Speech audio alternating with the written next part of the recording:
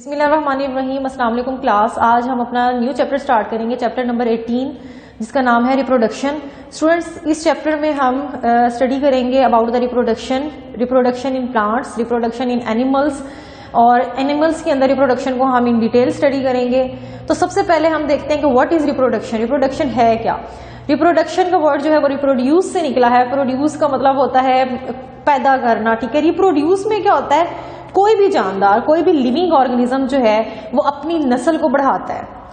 अब students, reproduction को अगर हम देखें तो रिप्रोडक्शन किसी भी लिविंग ऑर्गेनिज्म के सर्वाइवल के लिए एज सच जरूरी नहीं है।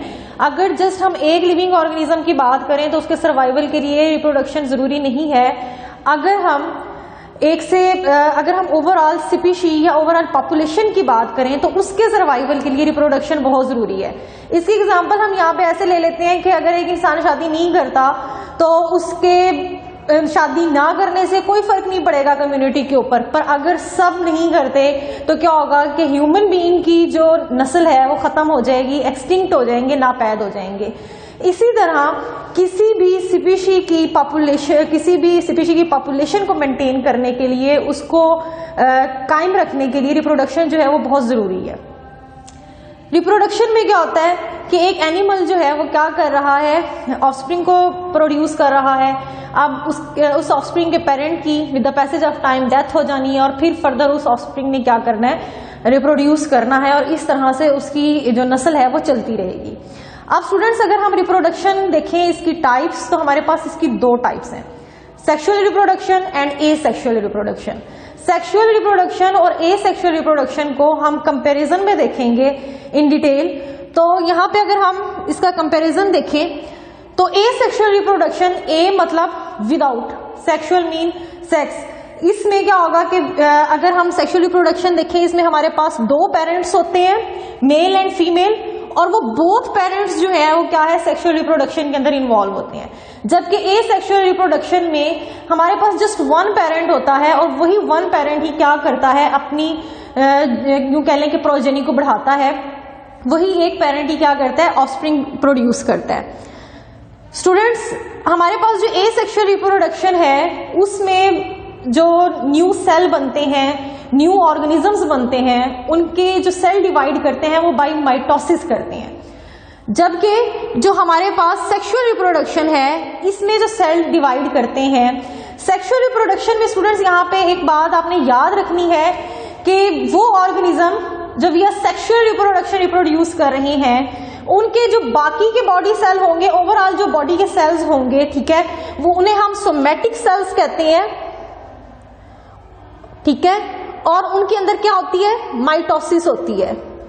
जबकि सेक्सुअल रिप्रोडक्शन में जो हमारे पास पेरेंट्स हैं, ठीक है, मेल एंड फीमेल, उनके जो जर्म सेल हैं उनके अंदर क्या होती है, हमारे पास मियोसिस होती है, ठीक है। मतलब कि हमारे पास जो सेक्सुअल रिप्रोडक्शन है उसमें हमारे पास हमें माइटोसिस भी नजर आएगी और मियोसिस भी नजर आएगी। सोमैटिक सेल्स में हमें माइटोसिस देखने को मिलती है, जबकि जर्म सेल्स में हमें क्या नजर आती है, मियोसिस नजर आती है। आपके पास जो एसेक्सुअल रिप्रोडक्शन है, इसमें जो पेरेंट है उसके ऑल सेल्स सोमैटिक सेल्स होंगे, इसमें कोई जर्म सेल्स नहीं होंगे। जबकि हमारे पास जो सेक्सुअल रिप्रोडक्शन है, इसमें जो हमारे पास मेंबर्स हैं जो पार्टिसिपेट कर रहे हैं सेक्सुअल रिप्रोडक्शन, उनके अंदर जर्म सेल्स होंगे, उनमें मियोसिस होगी, और जर्म सेल हमारे पास इन द मेल जो है ये क्या होंगे, स्पर्म, और फीमेल में हमारे पास क्या होगा, एग। इनके अंदर हमें क्या नजर आती है, मियोसिस नजर आती है। हम देखते हैं कि मियोसिस में क्या होता है, इनका जो क्रोमोसोम का नंबर है वो हाफ हो जाता है।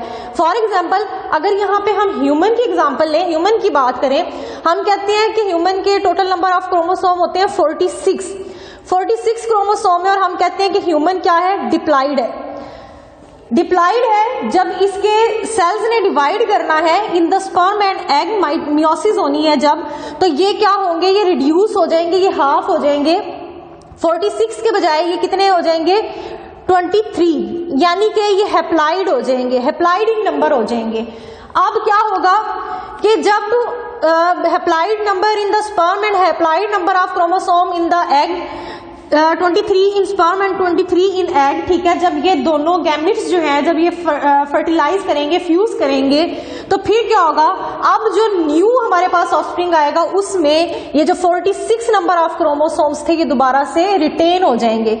इसीलिए हम ये कह सकते हैं कि जो हमारे पास सेक्सुअल रिप्रोडक्शन है उसके अंदर जो ऑफस्प्रिंग होते हैं या मेंबर्स होते हैं उनके अंदर जो क्रोमोसोम का नंबर है वो कांस्टेंट रहता है, वो चेंज नहीं होता।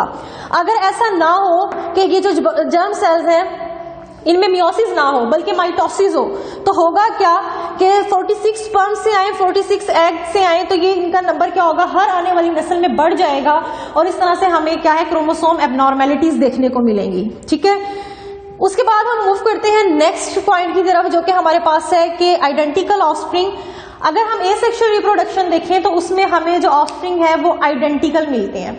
जैसा पेरेंट होता है जो ऑफस्प्रिंग है वो सेम टू सेम अपने पेरेंट जैसा होता है, अपने पेरेंट की कॉपी होता है, क्योंकि माइटोसिस के जरिए डिवाइड कर रहा है और हमें पता है कि माइटोसिस के दौरान क्रोमोसोम के अंदर कोई चेंज नहीं आता, क्रोमोसोम में कोई चेंज नहीं आता। जब सेल डिवाइड करता है एक सेल से दो सेल बन जाते हैं और वो जो न्यू सेल बनते हैं वो सेम टू सेम अपने पेरेंट सेल जैसे होती हैं।